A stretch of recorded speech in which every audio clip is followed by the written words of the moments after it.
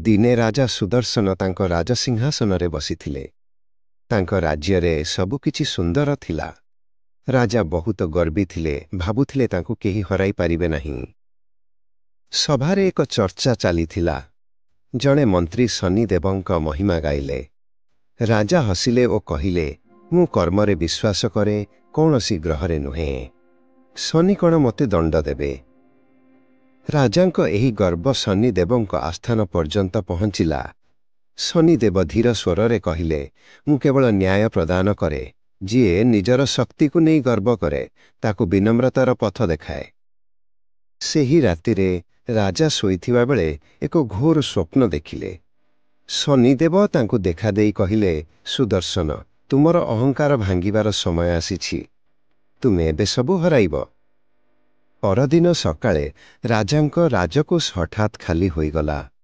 ଶତ୍ରୁ ରାଜ୍ୟ ଆକ୍ରମଣ କଲେ। ରାଜା ସୁଦର୍ଶନଙ୍କୁ ତାଙ୍କ ରାଜ୍ୟ ଛାଡ଼ି ପଳାଇବାକୁ ପଡ଼ିଲା। ସେ କେବଳ ରାଣୀ ଇଲାଙ୍କୁ ସାଙ୍ଗରେ ନେଲେ। ସେମାନେ ଏକ ନୂଆ ସହରରେ ଗରିବ ଭାବରେ ରହିଲେ। ରାଜା ମୂର୍ଖ ଲୋକଙ୍କ ପରି କାମ ଖୋଜିଲେ, କିନ୍ତୁ କିଛି ମିଳିଲା ନାହିଁ। ପୁରୁଣା ଦିନର ଗର୍ବ ଏବେ ଧୂଳିସାତ ହୋଇଯାଇଥିଲା। ଶେଷରେ ସେ ଏକ ତେଲି ଦୋକାନରେ କାମ ପାଇଲେ। କଠିନ ପରିଶ୍ରମ କରିବା ପରେ ମଧ୍ୟ ତାଙ୍କୁ ତେଲ ମାପରେ ଠକେଇ କରିବାର ମିଥ୍ୟା ଅଭିଯୋଗରେ ଜେଲକୁ ପଠାଗଲା। ରାଣୀ ଇଲା କିନ୍ତୁ ଧୈର୍ଯ୍ୟ ହରାଇ ନଥିଲେ। ସେ ପ୍ରତିଦିନ ଶନିଦେବଙ୍କୁ ପ୍ରାର୍ଥନା କଲେ, ହେ ନ୍ୟାୟର ଦେବତା, ରାଜାଙ୍କୁ କ୍ଷମା ଦିଅ। ତାଙ୍କୁ ସତ୍ୟର ମାର୍ଗ ଦେଖାଅ। ଜେଲ୍ ଭିତରେ ରାଜାଙ୍କୁ ନିଜର ଭୁଲ ବୁଝାପଡ଼ିଲା। ସେ ଅନୁଭବ କଲେ ଯେ ଶନିଦେବଙ୍କ ନ୍ୟାୟ ସବୁଠାରୁ ଉପରେ।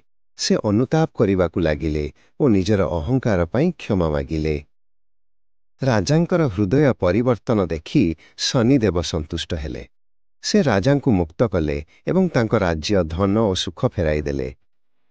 ରାଜା ସୁଦର୍ଶନ ଶେଷରେ ନ୍ୟାୟ ଓ ବିନମ୍ରତାର ମହତ୍ତ୍ୱ ବୁଝିଲେ।